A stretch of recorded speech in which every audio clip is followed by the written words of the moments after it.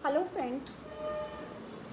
कहा जाता है कि किसी उद्देश्य की प्राप्ति के लिए यदि अथक प्रयास किए गए हों तो ईश्वर भी उसमें अपनी सहायता अवश्य प्रदान करते हैं। कभी कभी सफलता प्राप्ति की राह में बड़ी कुर्बानियाँ भी देनी पड़ती हैं, अंततः लेकिन सफलता प्राप्त होती है। ऐसी ही सफलता हाल ही में धरती को प्राप्त हुई है जब 18 मार्च 2025 को क्रू 9 की टीम के स्पेस शटल के कैप्सूल ने फ्लोरिडा पे लैंड किया। बड़ा ही भावुक क्षण था वो, और उसी भावुक क्षण में मैंने कुछ पंक्तियाँ लिखी हैं जो मैं आपके सामने प्रस्तुत कर रही हूँ। 8 दिन का सफ़र 287 दिन चला। 8 दिन का सफ़र 287 दिन चला, सफलता का एक नया इतिहास लिख चला। सफ़र इस जमी पे नहीं आसमां पे था, सफ़र इस जमी पे नहीं कहीं आसमां पे था। दूर बहुत दूर कहीं ये ठिकाना था, आसमां से परे बस एक आशियाना था। लौट कर जहाँ से धरा पे आना था। अनंत तक फैले थे उम्मीदों के दायरे, अनंत तक फैले थे उम्मीदों के दायरे।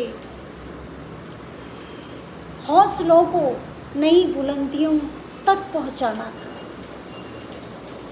8 दिन के लिए सफ़र में निकले थे और 287 दिन तक सफलता प्राप्ति के लिए एक बड़ी लड़ाई लड़नी पड़ी, बड़े धैर्य के साथ, बड़ी इंटेलिजेंस के साथ, बड़े साहस के साथ, बड़ी सार्थकता के साथ। अधूरा रह गया था जो सपना भारत की बेटी का, भारत की बेटी को ही उसे सार्थक करके दिखाना था। 1 फरवरी 2003 को हमारे ही देश की एक बेटी कल्पना चावला और उसके साथ 6 और क्रू मेंबर्स जब इसी तरह के एक मिशन से वापस लौट रहे थे तो वायुमंडल में प्रवेश करते ही वो उस स्पेस क्राफ्ट में आग लग गई थी और वो सफलतापूर्वक ज़मीन पे पहुंच नहीं पाए थे। हमने उन सभी मेंबर्स को खो दिया था, 7 सभी मेंबर्स को हम खो चुके थे। तो वो कुर्बानी जो उन 7 मेंबर्स ने दी थी, उस कुर्बानी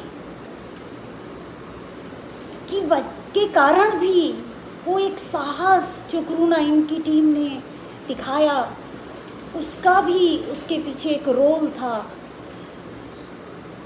कि वो जो कुर्बानी दी गई थी वो व्यर्थ ना जाए, और आज इस बार तो सफलता अवश्य प्राप्त हो और प्राप्त हुई।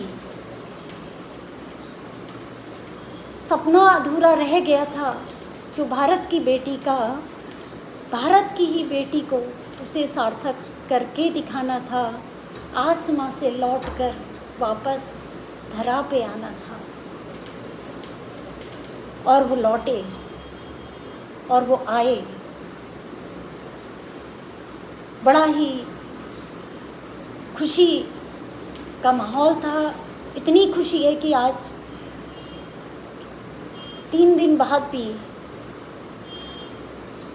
भावुकता से, जब हम सामान्य इंसान कांप रहे हैं, आनंद से, हर्षातिरेक से भरे हुए हैं, तो वो टीम मेंबर्स को कितना हर्ष हुआ होगा। बहुत बड़ी सफलता है और किसी भी बड़ी सफलता के पीछे भारत ना हो,